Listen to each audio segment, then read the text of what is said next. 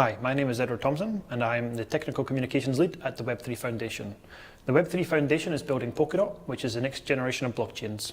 In my presentation this evening, I will be giving an overview of the Polkadot network, and I will be explaining how Polkadot is tackling the biggest challenges that are facing blockchains today. Hello, and thank you to Emil for hosting us and doing a lot of the organization. Also thanks to Dave.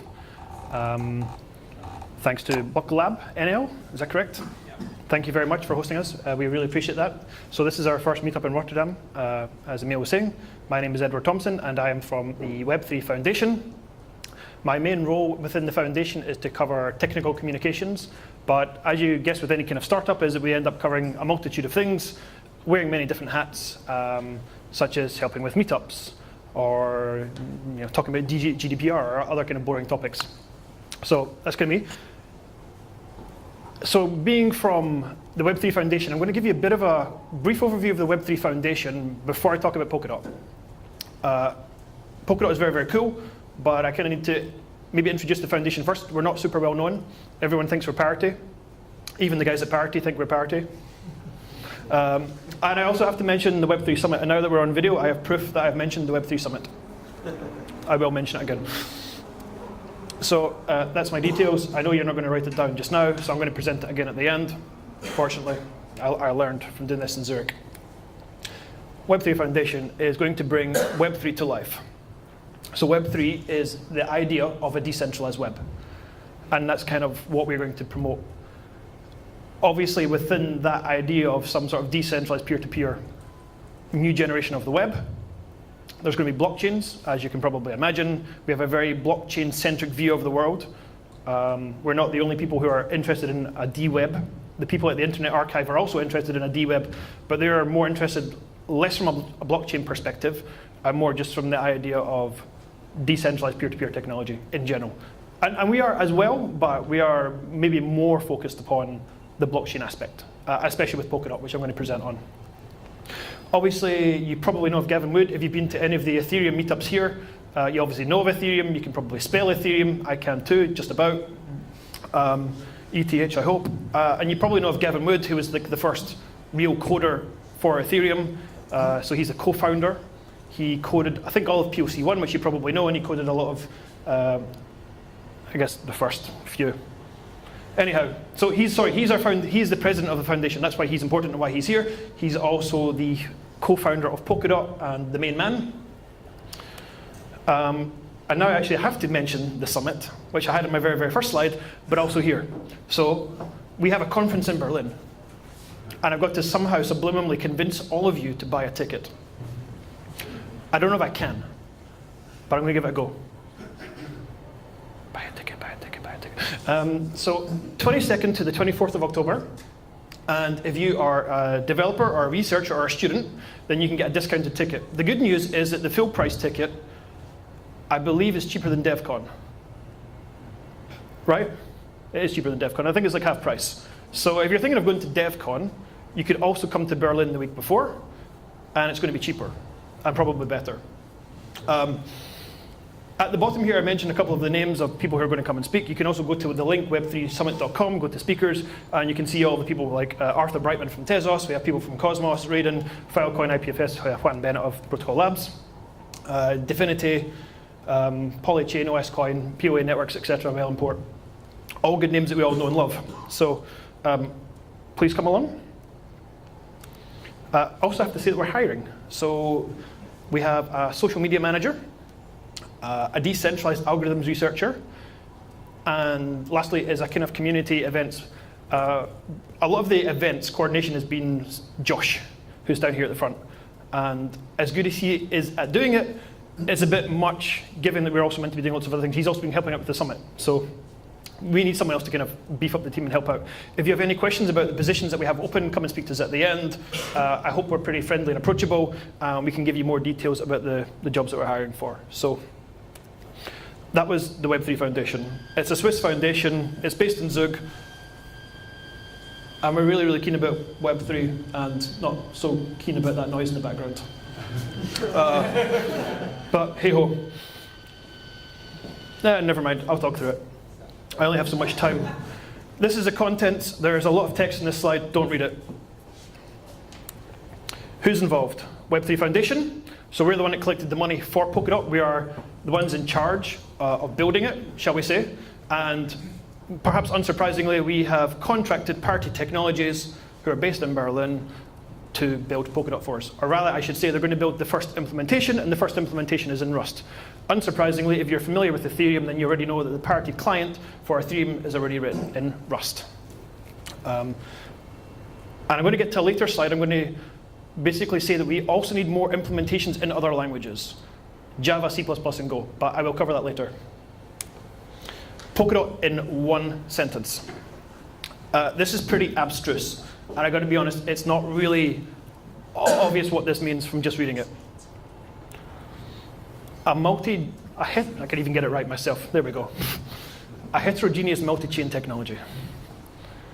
And so I don't expect you to know that from this one slide right now, but I'm going to hopefully walk through each of my slides and give you an idea of why this is the case, why this definition is basically correct. If you've got a smartphone, you can load up the website, you can dig into the white paper. It's also pretty hardcore. And the feedback that I had from Zurich is that my presentation is easier to understand than the white paper, and we cover basically the same topics. So you could probably skip the white paper. This is going to be the first slide of giving you some history of blockchains. This is kind of like blockchain 101. This is kind of like primary school stuff, or elementary school in the Netherlands maybe. The idea is that someone in Rotterdam, of course, is making a transaction. You want to buy whatever you do in the Netherlands, weed, I don't know, poffertjes. Why are you stereotyping this? It's a good stereotype. It's like all Scottish people are drunk or something, but I'm actually sober. So you want to make a transaction on the Bitcoin network or the Ethereum network. And I'm going for a POW network here. I'm basically saying you're going to send out your transaction to all of the mining pools. So you spread that out across the network, and these kind of server-looking boring boxes are the mining pools. They basically collate all the transactions, collate being a keyword, and they essentially put the block together. They give it a shape. And then they send those blocks out to the miners for the miners to do the proof of work calculation. And then whenever the puzzle is solved, the fastest miner sends back saying, hey, I've solved this. And then that block, that information, all of those transactions inside that block of data is added onto the blockchain. So this is probably all like, this should all be like really super simple stuff that you already know. But I want to cover it so you get an idea of why Polkadot is similar but different. This is kind of basically what I just said with a slightly different perspective. It's kind of taking away the kind of the global world view, breaking it right down to some people buying puffertjes on the left-hand side, or whatever, for 420 coins, right? The mining pool in the middle, which collates the transactions from all the different people, and then throws them into block, and then the fastest miner sends it back. And this is kind of the idea of a blockchain, a chain of blocks, and inside each of the blocks you have transactions. I'm going to guess everyone kind of knows this. Is this kind of already like, this is all super simple stuff. Perfect. I'm going to skip that. And now this is Polkadot. So if you don't know Polkadot, this is kind of the idea of the Polkadot world. So you're also here in Rotterdam, you're buying poffertjes again, as you do. You add some Nutella, whatever. And here we have, instead of mining pools, you have collators. And so collators do exactly what mining pools do, in a sense. They collate the transactions together. In Polkadot, you can actually do more than just transactions, but to make it simple, let's just say it's transactions. And rather than the collators adding those blocks to the chain, shall we say, they get pushed out to the validators, and it's the validators who are kind of like the miners, and it's the validators who essentially seal the blocks. And my colleague Alistair is going to tell you about this in his presentation. I think he's number 4, number 5. So he talks about this new consensus mechanism that we have within Polkadot in order to come to consensus. So the idea is basically that actually some things kind of look really the same as what's come before. Yes, we are POS, proof of stake, rather than POW, but to an extent, some of the architecture's kind of the same. The details are different, yes, of course, but structurally kind of similar. Here, I'm basically giving you the same idea, again in a different perspective. So different people making transactions, those transactions go towards a collator, and then the collators send all of their blocks to the validator pool, who basically do the mining, the validation.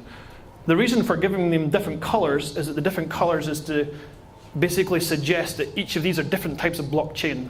One could be something which looks a bit like Monero, and one could be something which looks a bit like Ethereum or Bitcoin or Zcash or whatever.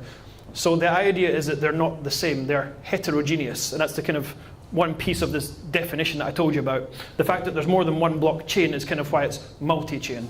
So kind of in this diagram here, you can see how kind of get to the definition of a heterogeneous multi-chain blockchain platform. One thing that's maybe not so clear from this picture, which will hopefully become clear in the next picture, is the idea of a parachain. So this is kind of my MS Paint skills. Apologize. Let me come over here. We have para, which is parachain or parallel chain, which is these ones. And then here we have the relay chain. The relay chain is the central chain, which basically just stores proofs. And the idea is that it's great having all these blockchains. That's kind of cool, but having many blockchains is not so great if they just exist in isolation. So the idea of having separate blockchains which are isolated is okay, but we want to connect the dots, which is kind of where the logo comes from. Here again, I'm taking a kind of like a transaction-centric view of Polkadot. This is not like exactly how it works. This is just a concept.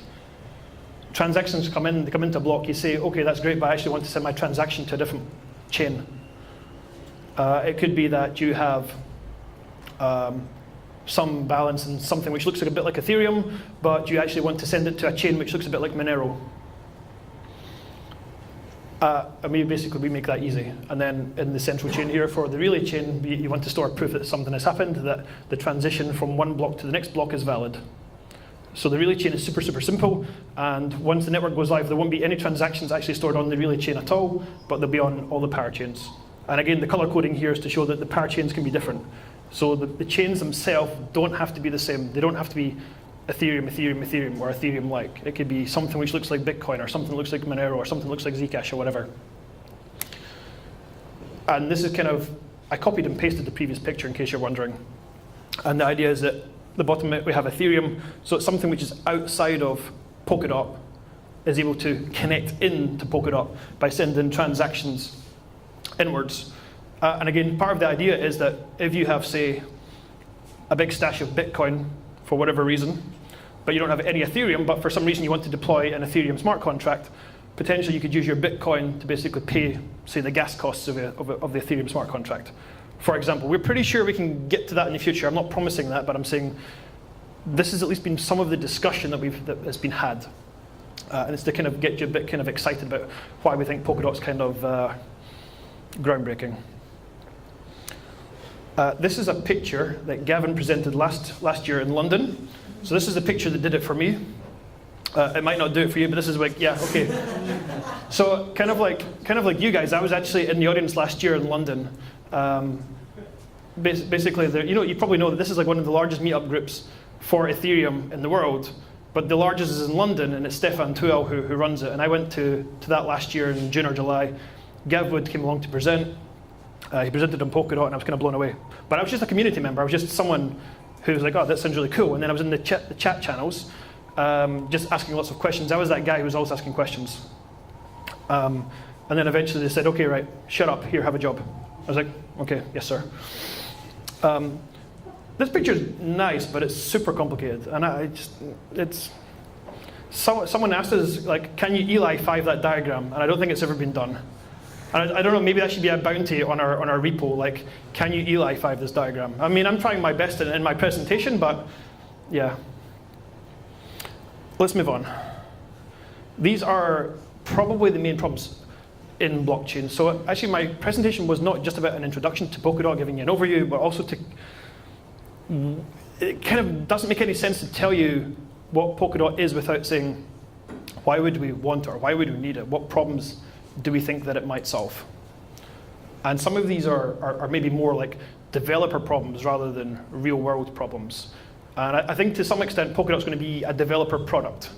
And if we can attract the best developers, then the best developers will come along and build great applications on top of Polkadot, and then that will track the users. So I think that's kind of my kind of understanding of it, shall we say. So if you guys are developers, then obviously it's great that you're here tonight to learn, and hopefully I can make you enthusiastic to come and build on Polkadot, as we already have with Emil, who's built Polkascan. So I'm going to go through each of these, so don't bother reading the slide. So I guess you kind of already know this, that on the left-hand side we have like today's version of storage. The left side is basically where every node should store all of the data for the entire history. Basically, that doesn't really scale. And on the right-hand side, I'm saying, okay, well, not everyone has to store all of the data, but you can store some subset of the data, but still do it in a safe way. And that's kind of like what we're doing with parachains. So a full node on a particular parachain would store all of the data for that parachain, but it wouldn't store all of the data for every single parachain, because obviously that just doesn't scale. From my naive basic understanding of Ethereum and sharding, they're going to do something kind of similar. I'm not really the super expert there, but I know we're not the only one doing it, but I think we at least have a good solution to it. The second part of scalability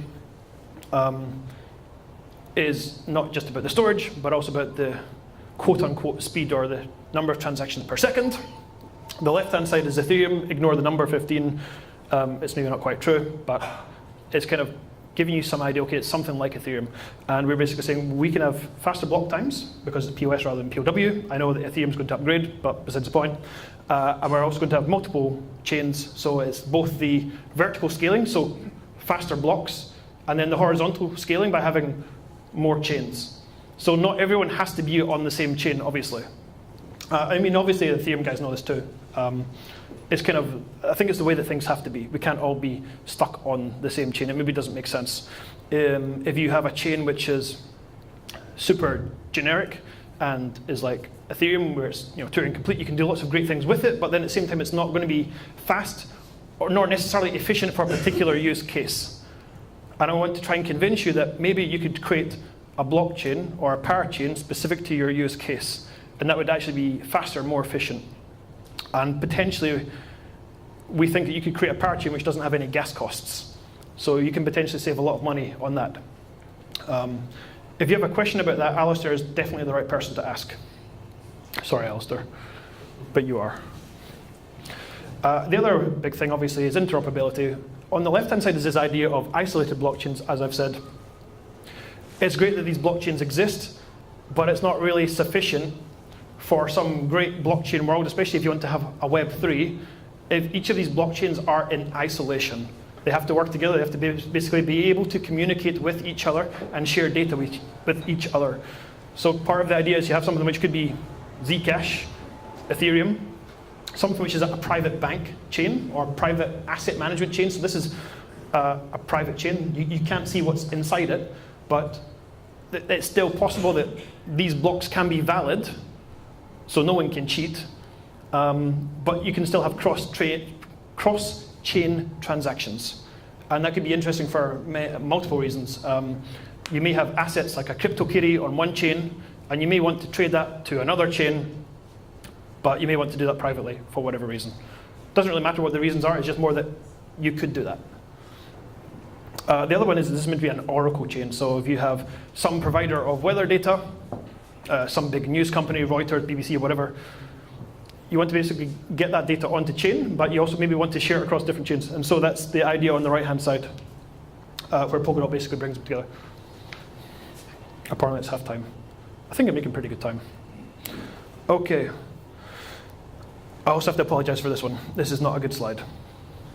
This is me trying to explain why do I think that Polkadot is going to be faster. So this is not faster in terms of number of transactions per second, but in terms of the execution speed on your computer.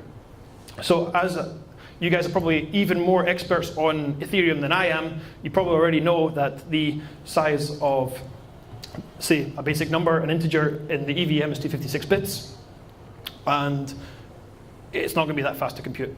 We're basically saying that you can do all of your calculations either in native code or WASM. And obviously if it's native, it can be very, very fast, almost the best speed that it can be on your computer. And then the WASM is a fallback, which I'm going to kind of explain later, or try to explain. maybe Jack does in his presentation. And the idea is if you want to upgrade a blockchain, which may sound a bit kind of funky, but I'll touch upon it a little bit later.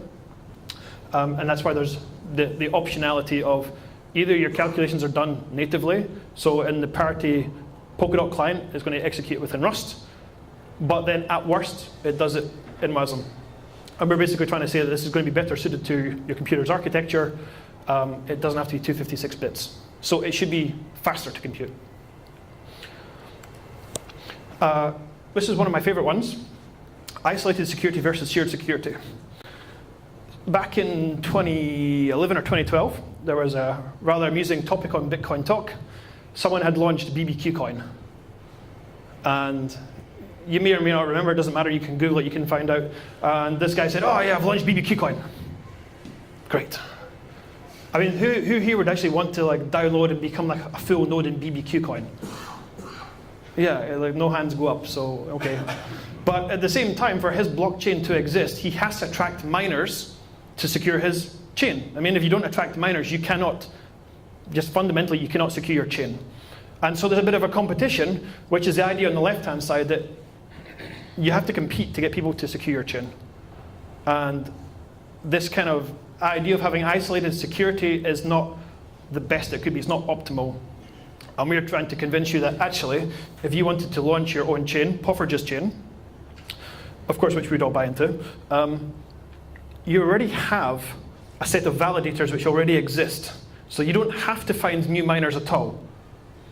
So the validators, as I showed you earlier on in the slide, are a set of nodes within the Polkadot network which are kind of shared, shall we say. They're not, yes, of course, there'll be validators for particular parachains, but the way that Polkadot is created, you don't have to find new validators yourself. That part's already done for you. And it's kind of to ease you towards this idea that we want to make it as easy as possible for developers to get involved. And part if you're a developer who wants to create your own blockchain, but then also if you want to build on top. So this wasn't is privacy. As I kind of already said, you might want to have a private chain for whatever reason. This is already possible with current technology. So you probably already know of side chains to Ethereum. You've probably already seen or know of Parity's technology or the PON network guys. You can connect an EVM blockchain to another EVM blockchain, and you can have a bridge between the two, so you can have these two blockchains talking together. I also believe that with Parity's technology, and maybe Jack, you can correct me here, is that you can also have private transactions on the sidechain, where these transactions are valid and the information is valid, but no one else can necessarily see that unless they have the authorization to see the data inside that. And I mean, I think that that's going to be attractive. Potentially from like a data management point of view, potentially from GDPR, I'm a little bit reluctant to say like medical data, because that just makes me kind of freak out if you want to put personal data like that on a blockchain, but you know, besides the point. It's probably possible. So this is something which, yes, it kind of exists at the moment, and we want to make sure that it will definitely exist going forward. And developability, this is a big one. This is actually going to talk into Jack's presentation. So I'm going to kind of make a hash of this, cover it the best as I can, and then Jack is going to nail it. Good stuff. So the left-hand side is what's before, and the right-hand side is what we're trying to suggest. The left-hand side is you want to create a blockchain, you go to Bitcoin, you copy and paste it, you clone the repo, and here you've got a new blockchain. But you probably don't really have an idea of what's inside of it. And even if you did, you probably had to spend a lot of time trying to figure out WTF it is. And that's not really a good situation to be in. Ethereum is perhaps a bit better to do that for. But what we're trying to say is, in the future, we're going to offer this Polkadot runtime environment. I didn't choose the name, it's not the best name, but hey-ho, it is what it is. And Parity have this product, shall we say, called Substrate, and Substrate is one particular type of Polkadot runtime environment. And we actually have a collaboration repo, and we want to invite developers to step forward and actually build an alternative implementation for the Polkadot runtime environment. So we want someone to come forward and create it in either Java, C++, or Go. So I kind of told you that we want it, but then the thing is, what is it? And so the idea is that the Polkadot runtime environment is these three parts. This is the interesting part of a blockchain. This is where all the logic is of accounts and of transactions and of smart contracts, of slashing and all that good stuff. So the part that most people think about when they think about of a blockchain, that's in the runtime. But we want to kind of provide the bottom part such that you can work on the top part. There's no point in you rewriting a consensus layer. It's already done for you. There's no point in you writing a new networking library, which is libp2p at the bottom. It should have said networking. I actually forgot to change it. But hey ho, you probably already know what it is being developers. So if you imagine that this is already done for you, then you don't have to recreate that code. And you can create your own standalone blockchain with this, but then you also have the optionality of connecting to Polkadot. So you have this kind of best of both worlds. Yes, you can create your own separate individual isolated blockchain if you want, for whatever reason, doesn't really matter. But then you have the option of seamlessly connecting into Polkadot. And we want to try and make that really easy. And there's a big push at the moment within Parity to basically document this, such that it should be very, very easy to do. And I know that Jack is going to talk a lot more about that. And then lastly is blockchain governance. The left-hand side is my rather flippant view on current blockchain governance. I'll find the reference if I need to. I think I went to Google and like Renaissance war picture. And then on the right-hand side is a slightly more organized, albeit complicated looking picture too. But the main takeaway is that the coin holders, the people who hold the tokens within the Polkadot platform, are the ones who make the decisions. So I've told you about parachains, these parallel chains. But if you want to get your chain added onto the network, it actually has to be voted in. And I can appreciate that there's maybe some fear of like, could there be politics or cartels or whatever? That's an interesting question. And that's going to be one for later. But fundamentally, the idea is that there will be some accountability and there will be essentially some sort of finality in the governance process. There will be a public proposal, and then people will vote upon this proposal, and then you will come to a decision, and this decision will be enforced upon the chain. So this is where we believe we are potentially the first to do that. Potentially the first to do that in a public blockchain. So if you've been following the development, we had a POC, proof of concept 1, a very simple version of Polkadot. Then we moved to POC 2, unsurprisingly, sequential in number. But the magic part was that there was a proposal to move from POC 1 to POC 2. The proposal said, we're going to update the code of this blockchain network from 1 to 2. And here's how the code looks. The code is pushed on chain, so the code exists on chain. And all of the token holders can see that code and say, yeah, that looks like good code, or oh, maybe it doesn't. And so, funnily enough, the very, very first proposal to upgrade from POC 1 to POC 2 failed. And that was very much in thanks to my colleague Jack Platts. He sank the referendum just for the lulz. We all laughed, Gav was less impressed, and then the next referendum passed. Hey ho. And we believe that is the very, very first time that a public blockchain has ever been upgraded in the wild. Like a live blockchain where the code is updated, upgraded, and then enforced on chain. Once the vote had passed, there was no way for you to opt out, well, except maybe to take your node down. But with no other network can you do that right now. If you want to upgrade Bitcoin, you have to download the latest client, and it's kind of up to you if you want to do that. And that's why there's been so much like hassle and fuss, shall we say. Yes, there are some very smart people in the blockchain community who think that on-chain governance, as we call it, is not a good idea. Obviously, we are of the idea that it is, and hopefully I can convince you that it is a good idea. In part because it resolves conflicts pretty quickly. And I believe that's me covered all of the solutions to the problems. I do want to say collaboration. So this one here is a big one. So this is where we want to pull everyone together in the community and to build upon Polkadot. So one of the things is very simple, like organizing meetups. So, okay, all of you are here tonight, but if you were in another city at any time, we want to get people who are in Geneva or London or Amsterdam or whatever to organize a meetup.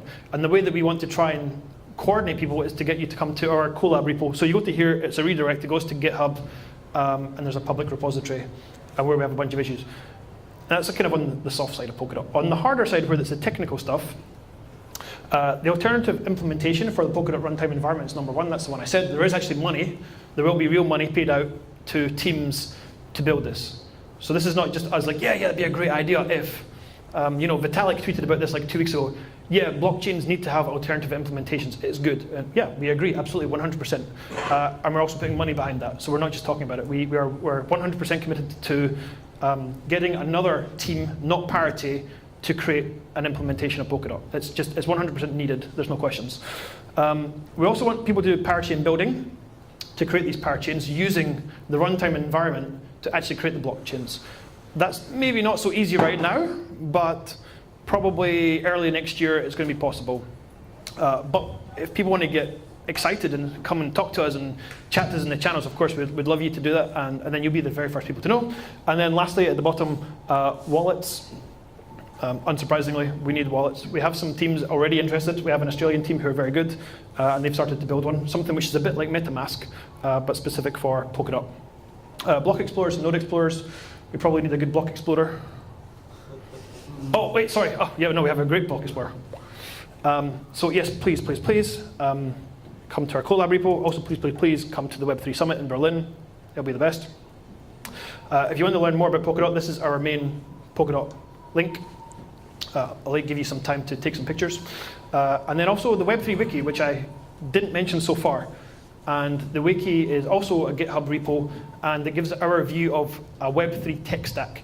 And we basically say, we think Polkadot sits within this layer of the tech stack, and Bitcoin and Ethereum are here, and then you have other projects like Status, who are somewhere higher up in the stack. And we're basically saying that in this world of a Web3 world, Polkadot in isolation is also not going to be enough, as great as we think it is. You need a lot more projects building on top of it, like IPFS or Status. So it's also to give you this idea that we're not just thinking in isolation. We do want other teams to build on top of us. And I think that is me. And I'm probably, can I take some questions or? Yeah, so anyone? What are you? I can start. No, use this one. I guess it's for, we can get the recorded. I mean, you show that diagram, the infamous complex diagram. Oh yeah. You still give it a try. Gavin's one. Yeah. Yes, I could. More specifically about the difference between collators and validators. Collators collate transactions. So you have a transaction, you send it out to the network, and for that transaction to be accepted, it has to go into a block. And the collators basically take the transactions from everyone in the room who's buying pufferges, and they put it into a block, like you would with Bitcoin. And of course, at some point you want to say, okay, we have enough transactions, this is the block. But obviously that block by itself is not finalized, it's not sealed. In POW with Bitcoin, it goes to a miner, and the miner does the puzzle, it solves the calculation, and says, okay, here is my solution to this block, to the partial hash collision, and then it'll push out that solution to the rest of the network to say, hey, what do you guys think? And then it gets accepted and added on to the chain. And ours is basically a very similar idea, but of course it's not a mining pool and it's not miners, but rather it's a collator in place of the mining pool, and then a validator in place of the miner. So the validators are basically saying, this is the part which is, I guess, okay, I've cheated a bit here. I didn't actually say that the validators use Byzantine fault tolerance to vote. So if a block comes along, the validators have to vote that the block is valid. So this is where we kind of depart from what's come before by saying the validators, 2/3, a supermajority of the validators have to say, yeah, that's a good block. And then that block is accepted and that block is final. So that's kind of the part where we differ from some of what's come before. Does that help? Yeah, well, I think at least when I tried to understand, the difficult thing was to see that, and you need to correct me if I'm wrong, but validators do not have knowledge about how transactions work. They only know about transition from one to another. Indeed. And so you get a separation of concerns. Yeah. So you need to. collators do their own thing. Indeed. So the validators need enough data to prove 100% unequivocally that the block is valid. Some of the data, to some extent, it doesn't matter what that is. You basically just need to provide the minimal amount of data which is necessary to prove that the block, the transition rather, is valid. And there are ways to do that with cryptography. Alistair may be the better person to answer that question. Or actually come to our chat channels. And we, Sure. you know. Let me throw in a second question. Sure, go for it. In order to launch a new chain, I need to be voted in. Yeah. How do you envision this? Because I have this stupid idea, I'm this one-person startup, and now on public exchanges, it's supposed to be permissionless. Sure. And here I first need to present a proposal. Do I need to campaign for that? You don't. So yeah, there are some Myself interesting questions around that. Some of it's unknown. Like we don't have all of the answers yet, but it's more like this is what we think will happen. So in the case where you're the first person to do something, it's probably more easy. If you're like the 100th person in line to propose a parachain that looks exactly like Bitcoin or something, it's like, meh, we've already seen this 100 times before. So if you come to us and say, look, I've just created this UTXO blockchain and no one's done that so far in your community, do you want to accept it? And people say, oh yeah, ooh, yeah, that's an idea. We could, basically clone the state of Bitcoin or whatever, and you've just created this new state machine which looks kind of like Bitcoin, and you married the two together, or something kind of fancy. And if you're the first to do that, you're more likely to be voted in than if you're the 100th person. If you're the second or third, then okay, like, I don't know. It might be that, yes, we can have multiple UTXO blockchains or multiple Ethereum-like blockchains. There can be space to do that. So I don't want to say that you'll be automatically rejected. You won't necessarily have to pay for your parachain to be added.